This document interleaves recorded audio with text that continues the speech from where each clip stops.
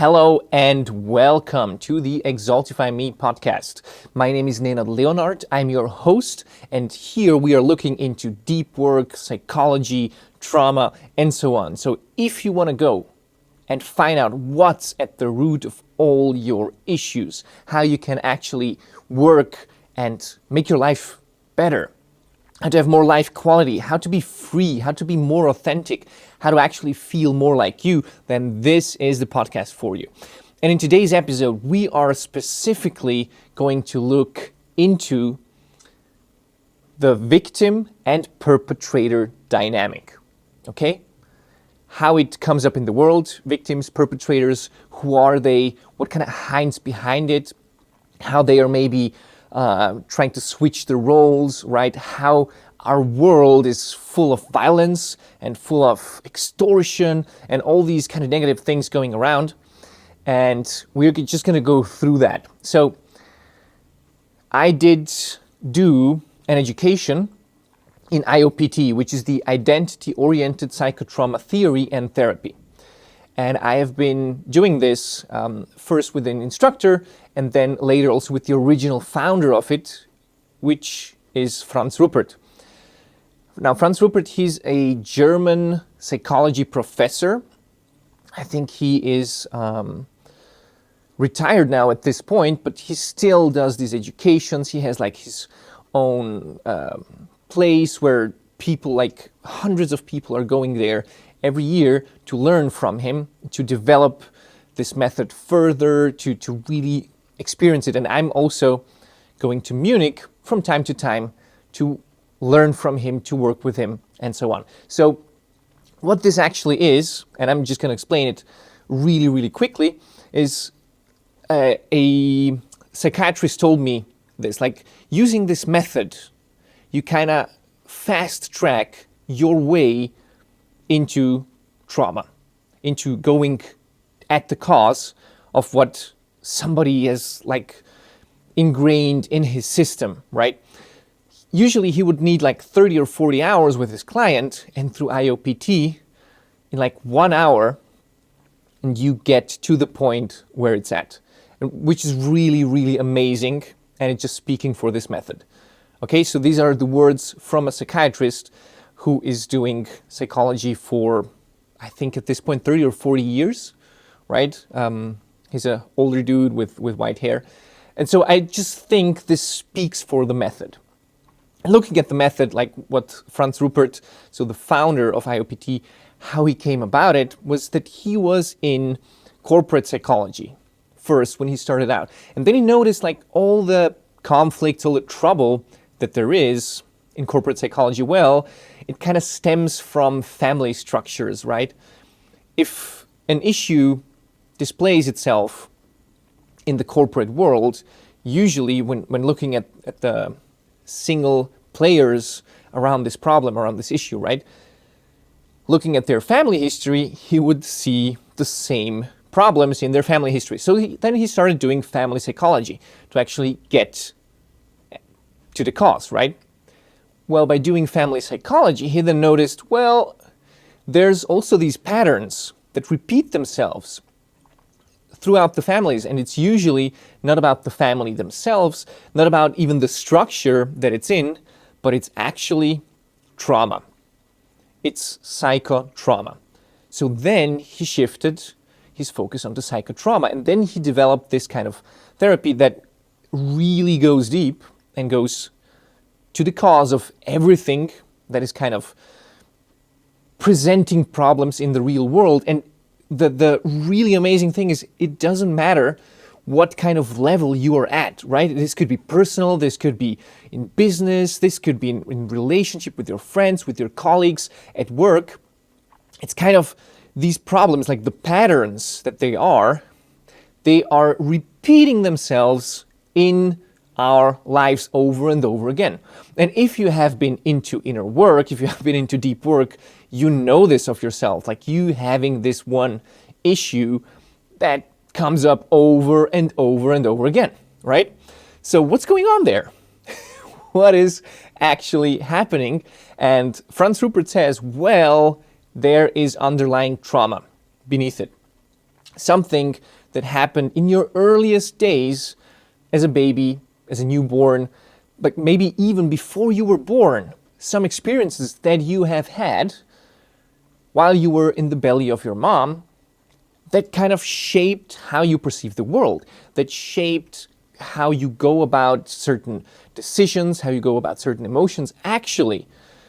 And this is being uncovered from different researchers around the world, that we have something called this transgenerational trauma, so that we even genetically inherit trauma and trauma symptoms from our parents. So that means if they went through something traumatic, we can have the same symptoms without being in that same situation ourselves, right? So this gets really, really, really deep really quick.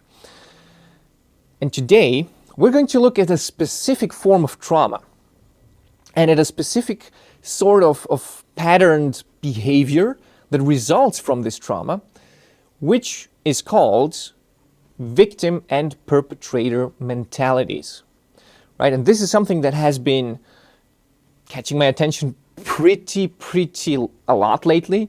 If you look at the world, what's going on, you have all these weird dynamics going on, right? You have all these people who are kind of trying to fight against something, or they are being victimized, or they are victimizing others. A lot of violence has been used. People are being forced to do one or the other thing. There's a lot of conflict. And all of this, believe it or not, stems from childhood trauma.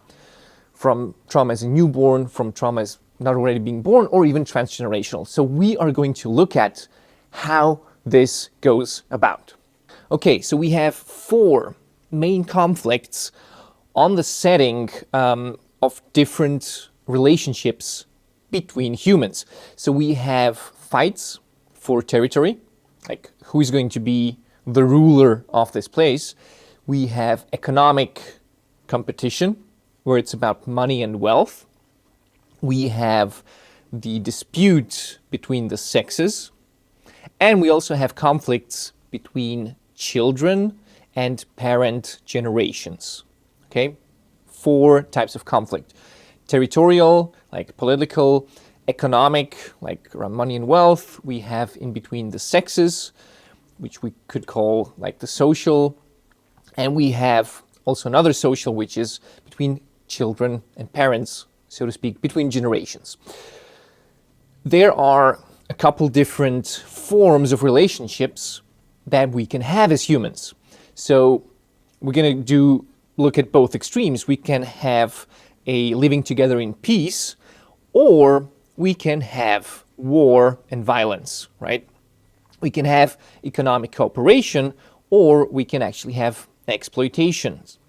That's kind of the new way of slavery, right? Where people are just being owned by the economic system, and it's not very different in the reality, but it's just different on paper than what was a couple hundred years ago, where human beings were actually considered a commodity. Then we can be living together in a partnership, like a relationship, or it could be something around submission and dominance, these dynamics. We can also have relationships with love and taking care of somebody, or we can have disagreement, we can have kind of indifference, the opposites, right? And what basically it goes down to, it's love versus fear and violence, okay? So we have constructive versus destructive, win-win versus win-lose, and everything that is actually not based on the win-win, everything that's not based on love, but is based on violence, is based on somebody else losing, these goes into perpetrator and victim dynamics. So if we just look at, let's say, wars, what they are doing, most of the stuff is indirect. What people are hiding behind intentions, they're hiding behind certain mechanisms, they're hiding behind sanctions and rules and so on, because Nobody wants to be perceived as overtly violent. This is also part of the whole game where people have been kind of sensitized to watch out for that. So you can say, this is the good guy and this is the bad guy. So nobody's trying to be like overtly the bad guy. You know, everybody's playing the game of who I am, and what I do is actually for the benefit of my people, right? So it's really, really difficult for now to say who is the right or the wrong side. Obviously, in wars, there's no right or wrong sides, but that's like a different type of podcast right there. Okay, so it seems that this is something that people have been doing all the time. And kind of the purpose of the war is to like have an enemy and then make them powerless. Make them helpless, powerless, so they are not perceived as a threat anymore. This also means traumatizing the enemy, right? If we are helpless, if we are powerless, that's what happens to us as kids. When things then happen to us, when we are helpless and powerless, and they're just like happening at us, right? We get traumatized. And the same thing goes on for wars. Regardless on which side you're on, if the goal is to subdue the enemy, you're kind of traumatizing them. And in fact, I've mentioned that we have transgenerational trauma, right? So the wars that are actually going on right now, they are going to traumatize the next 3 or 4 generations. Okay, this is when something goes on in the DNA, right? When the epigenetical switch is turned on, this is what we found out, that it can take 3 to 4 generations. Actually, it will take 3 to 4 generations till this trauma is kind of erased from the genetical material that's being inherited to the next generation. Now, the good news is we can change our genetical material through working at our trauma, through meditation, through different kind of foods we eat, different kind of behaviors we put into our life. So like the old picture of genetics, right? That this is just like pressed into your cell and it's not able to change and this is what you have. That's really, really old perspective. And the actually new perspective and the reality of the situation is that we can do quite a lot about our genetics. Right, so the discussion of inheritance versus surroundings is kind of blending in together. So we have both sides that are actually being quite valid. Then also let's look at the psychology of the nature of the world, let's create a sustainable world. I'm in fact going to speak at a sustainability event next week and do a workshop. And really, really important to understand is when people want to save the world, right? When people have this burning urge to help others and just, you know, our planet is dying, so we need to save it. Most of that behavior, if not all of it, you can again trace back to earliest childhood. And you will see that the people who have this kind of behavior about them, they can be very aggressive about it. And we have been also seeing this with the protests, with the climate activists that have been gluing themselves onto roads. Like that's been a big thing in Europe lately. And actually looking at the trauma psychology behind it, it's that the world is kind of being represented by mother or father, right? By their mother or father figure while they were small. So let's repeat this. We have patterns that we repeat all throughout our lives.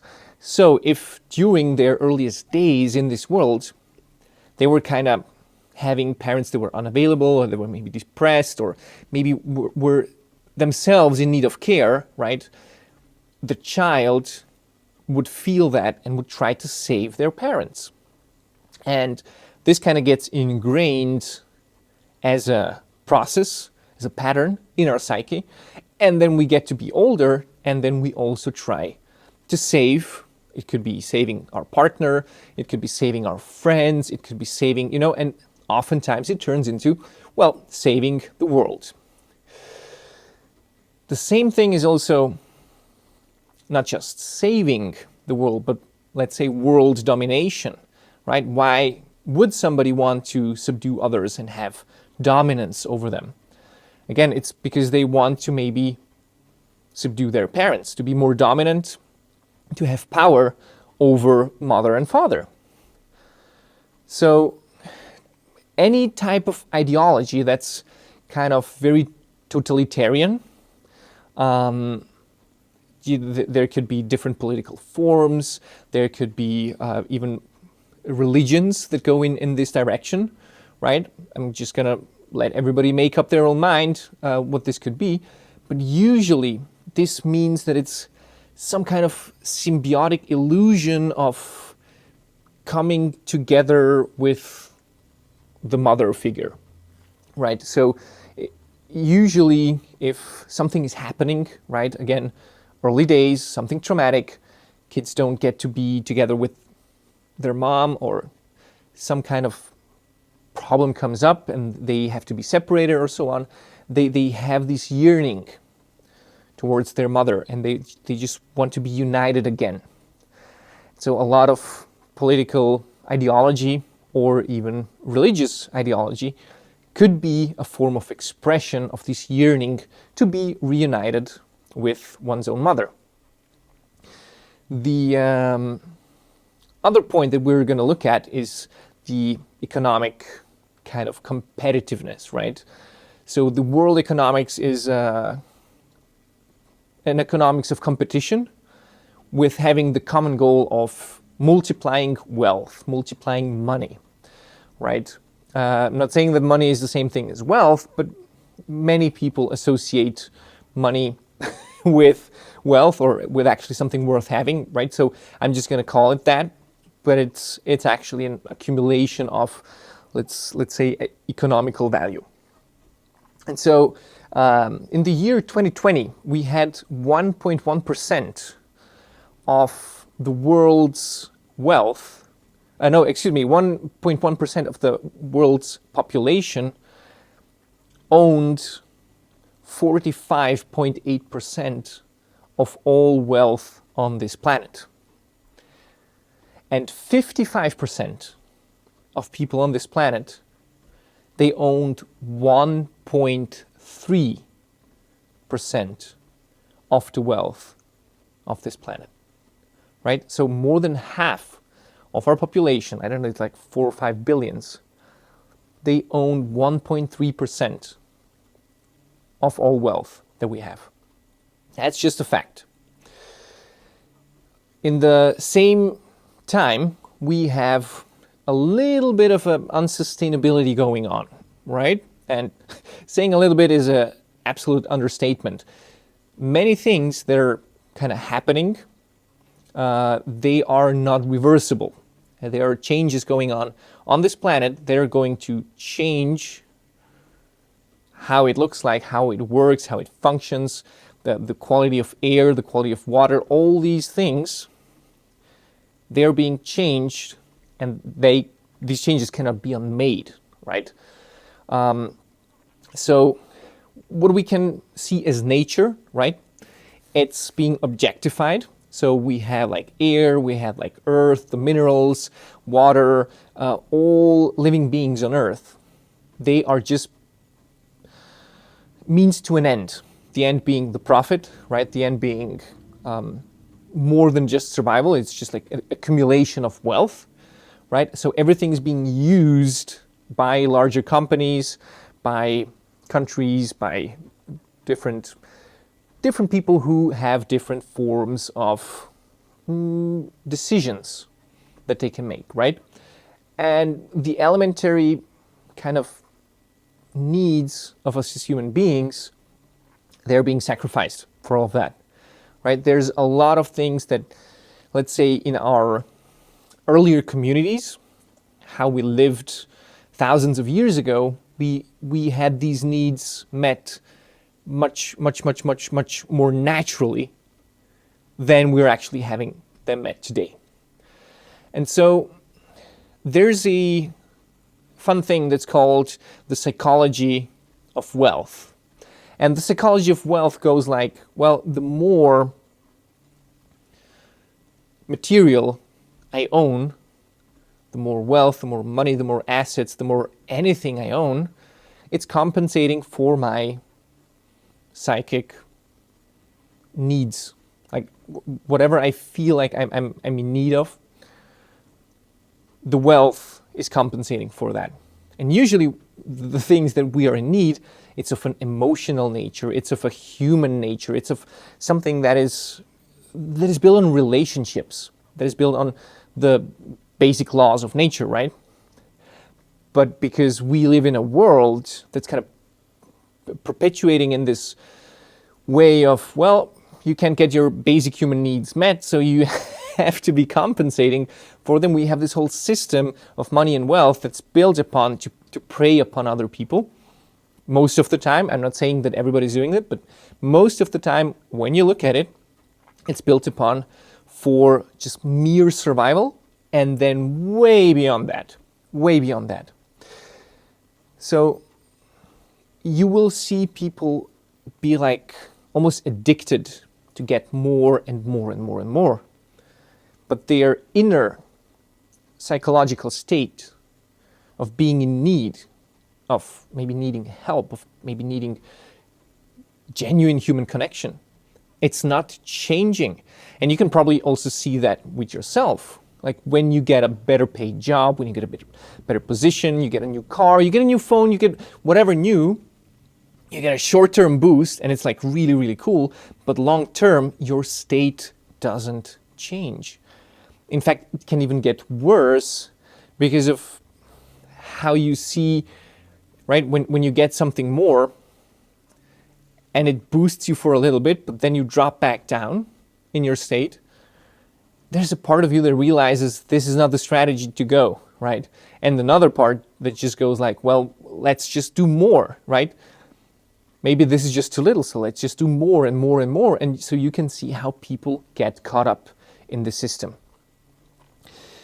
Well, then we have the fights between the sexes, right? We have a lot of men that are kind of sexually frustrated, but also they kind of feel that they need to be, let's say, above women, right? So we have a lot of sexism, we have patriarchal systems, we have machismo, we have all these kind of different mechanisms that men put into place so they can have power over women. The actual fact is that every third woman in Europe, every third woman, which is older than 15 years, has already had sexual violence happen to her. Okay? So 1 out of 3 women have had really negative experiences sexually.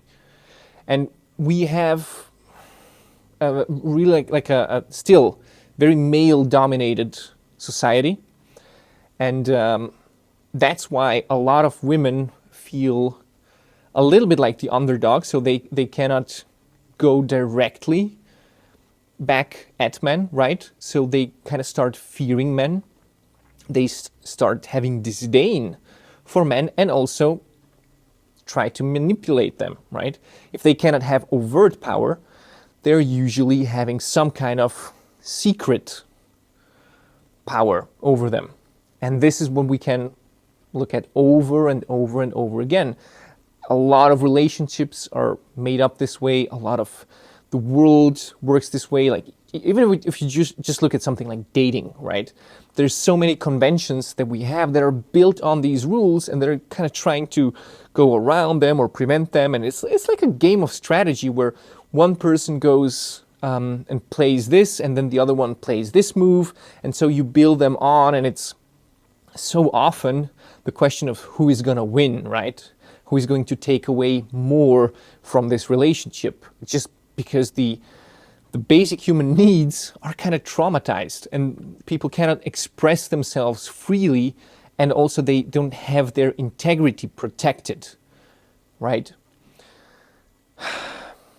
So also, what we've talked about is the conflicts between parents and children, or like the different generations, what they need, how their worldview is built. So let's just look at a couple facts. It's millions and millions and millions of children every year worldwide that are just being given away by their parents. They are being not accepted. They are being just left alone. They are being treated without love, without care. They're being put down, like they're being used. They are being treated without any kind of basic human decency. They're being treated with violence, and they're being sexually traumatized. And we have that going all the time, okay? And we have both parents that are being the perpetrators towards their own children.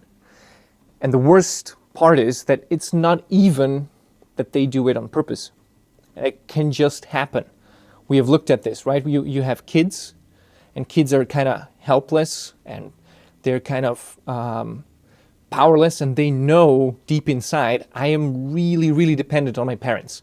And if my parents just disown me, if they don't want me to be around, if they just like give me away, I am in fact going to die because there's nobody else that's going to care for me.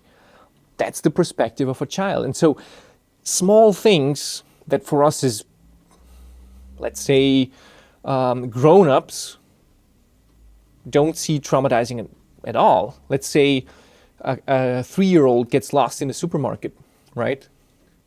For them, it's like, I lost mommy, I lost daddy. I have nobody that's going to care for me. It's like an overload of the system. And they maybe go look for them frantically and they just can't find them. But maybe mommy just went to the toilet for a second, or maybe she's just this other aisle down there, but the kid doesn't see her, and there's like this huge need that it has, and it kind of cannot be met, and it's like existential for them. While from the perspective of a grown-up, is like, I went to a grocery store, it's like a safe place, right? Nothing's gonna happen. They're gonna be somewhere around here. But for the child, it can be deeply traumatizing. And we have a lot of these things that are not even meant in a bad way from the parents, but it just kind of happens, and it overloads kids, and they don't have a choice. I think this is the most important one to understand. Like, when these things happen to us, we didn't have a choice. We just had to live with it. And that's how we go into traumatized behavior. Whew. So, well, then we have certain kind of reactions that come from kids, right? And kids growing up in this, let's say, surrounding, especially like also the last years, when we see parents more and more being glued onto their phones. Like, I know even for myself, I have this screen addiction because I catch myself all the time how I'm just like looking at a screen, which is crazy. Lucky for me, I don't have kids yet, but I mean, if I had kids, that would be really awful for them to exist next to a parent that is actually just looking at their phone. Basically meaning, this is more important to me right now than you are.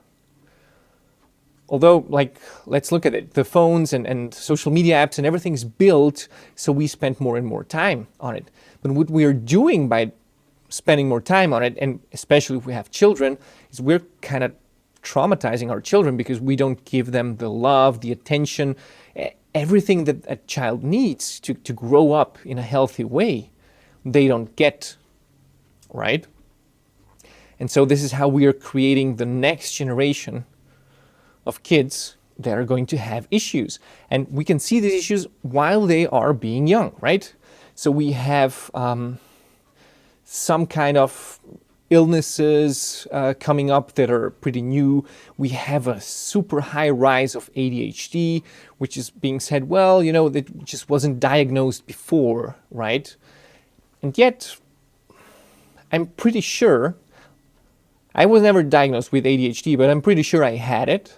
And just by implementing some tweaks in my life, like doing meditation, like doing releases, like working at my trauma, like changing up my diet, all these things have kind of minimized my symptoms of ADHD that, like today, I feel more like I'm laser focused, and it's much easier for me to switch between the types of focuses. But that's like an alternative strategy, right? That I found that works for me. And I have a hunch that it can probably work for most of people who are getting this type of diagnosis, because, again, if we look at people, if we look at humans from a perspective that we are actually made in a good way, right? That our body is made in a way where it needs certain things, and then it can work properly, and it has self-healing possibilities and so on. I usually try to look at it, okay, if I have an issue with my body, what can I do with my surroundings? What can I do with the type of things that I'm giving to it, right? Can I tweak those so my problem kind of gets to be less problematic or even disappears completely? And this can work really well. Having said that, obviously there's a couple of health issues, illnesses, and so on that you definitely will have to consult a professional, and I always advocate that. I mean, they are professionals for a reason, right? So that's why you want to go and get an opinion of a doctor. Obviously, just don't go into some weird thoughts. But I think that a lot of, if we look at the medicine system, right, it's just treating symptoms, it's treating problems. And if we can more and more become aware of what actually these problems are in our lives, we can actually take care of our health long before any problems arise. That would be like the ideal situation, right? Well, if we would be to summarize all of that, is that basically us as humanity, the people, we are traumatizing ourselves over and over and over again, and we're doing it to each other, and we are being like in our state of fear, and out of fear we do certain things that are creating more victims and more perpetrators.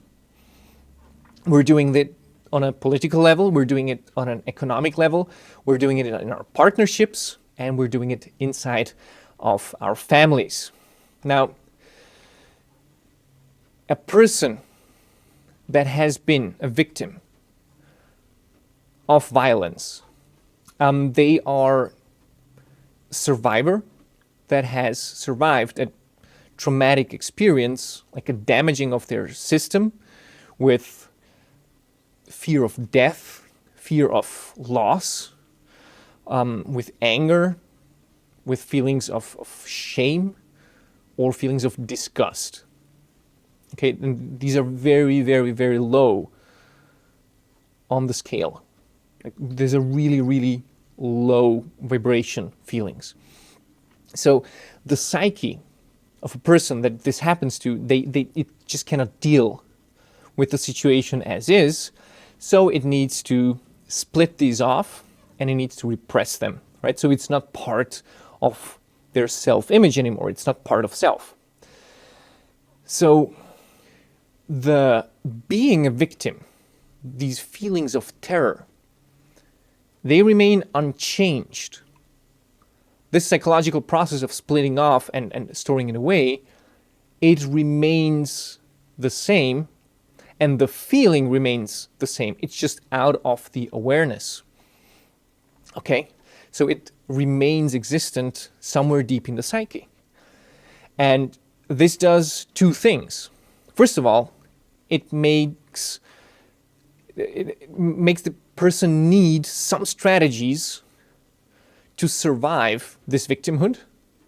So they go into a survival mechanism. And the second reality is, because it's still there and still active, it can get triggered. Let's say they get into a similar situation that kind of reminds them of the situation that they were before. They will start to replay all these feelings, or at least part of these feelings. They will just come up, and they're going to start overloading the system. And the reflex of this person is going to be to stuff it all back down. Okay? This is the actual thing, like how our psyche works. Now, having said that, even though the trauma happened, there's just a part of their psyche, right? And there's a huge other part of the psyche that still remains healthy and functional. And that is why we as people can actually go through our daily lives and work and live and be together with others and do that in a good way, because we still have parts of us that are healthy and that are functional and that are kind of fun, right? That's how life can be fun, even though there's a little bit of shit buried down there, or maybe there's a lot of shit buried down there, depending on your situation. Well, looking at what this guy Franz Ruppert, that I learned from him, what he says, and from his experience as a psychology professor from I don't know how many years, what he says is like the biggest damage that is actually being done onto people is when they become victims of violence with the people that they are nearest, like with the people that they love and with the people that they are kind of existentially bound to, right? So it's with their own mother and also with their father. This is what's going on. When they are dependent on them and they are survivors of violence, this is like the deepest cut in the victimhood. And there are a couple strategies that I'm just going to list to you, and you can see maybe it resonates with you, maybe it pokes at something inside of you, and maybe it's something that you know and something that can help you get to these feelings of being a victim. So these are the survival strategies of victims. First of all, to deny to be a victim at all. To just say, well, never happened to me. Or to split off and repress any kind of memory on what happened and on being a victim. Smile and be strong, or want to smile and want to be strong. Then there's the disdain of one's own powerlessness, of disdain of feeling weak. But also, it could be feeling of shame. Feeling of shame what happened, or feeling of guilt, that I'm guilty that this happened to me. It could be also felt that any kind of damage that's been done to me or my system, or any kind of damage that's been done to you and your system, is felt as a fair punishment for your own weakness, for your own neediness, for your own lack of attention that you brought to the situation, so that it's like a fair punishment. Or to not look at perpetrators as the real perpetrators, as the one who have done it, because we are emotionally connected with them and we are dependent on them, right? There could be an identification with the needs of the perpetrator. There could be trying to protect the perpetrators. There could be creating a togetherness, like a quote-unquote we with the perpetrators and then subdue oneself and then say, well, we're a unity, so it's okay. There could be a total anxiousness in general, or a complete codependence as symptoms. There could be passivity, just like going through the world and being passive, or just always saying yes to things, like people pleasing. There could be, different sorts of expressing pain, complaining, criticizing, just suffering without actually looking at the cause, like what's causing this, just being in this general state of complaint. It could be a chronic depressiveness. It could be chronic illnesses with bodily symptoms, right? Also psychosomatic ones. Self-destructive behavior. There could be just an overwhelming resignation, or this strong desire to feel or be dead. There could be also an addiction for harmony, where everything just needs to be harmonious and there's no conflict at all. There could be ideals of saving the world or creating world peace, It could be an escapism into the role of a helper, trying to help others so I don't have to look at my own helplessness, right? Or to try and intellectually confuse everybody involved, right? To go and try and put it with our reason that's not really connected to emotions, put it onto such a high pedestal that it's basically untouchable. Or it could be split of anger, that in certain moments just gets discharged at random people that are kind of bystanders and that had nothing to do with it, but just like get to be the victim of that situation. And also, last but not least, to be morally superior towards the perpetrators. So to maybe go like, well, they did this thing, but I'm much better than them. And I would never even stoop to that level, right? This is a classic one. And just kind of the adapting of one's life situations, adapting towards these violence perpetrators, right? This kind of becomes the essence of life for the victims. They are using a significant part of their life energy to just adapt to the perpetrators and their needs. And even if there is no more dependence on the perpetrators, like let's say this was with our parents, right? And then we moved out and we're a long time not dependent onto them, or maybe they even aren't alive anymore at this point. But the trauma victims, they cannot stop these trauma survival mechanisms just by themselves. I've seen this over and over again, right? When we work in the groups, when I work with people that are 60, 70, even 80 years old, they go like, well, I thought that this behavior would kind of stop because my parents aren't alive anymore. But in fact, it doesn't stop. And you know why? Because this directly influences our psychological structure. So we kind of perceive the world that way. And if we want to change it, we really need to go back and see what happens to us and what has happened, and to really integrate it instead of splitting it away and pushing it away, but to really go back and to start looking at what happened so we can perceive the things as they are. And this is actually what gives us freedom, right? So even if the perpetrators aren't around anymore, it's really hard to get out of the relationship with them because it's just constructed. It's inside of our beings.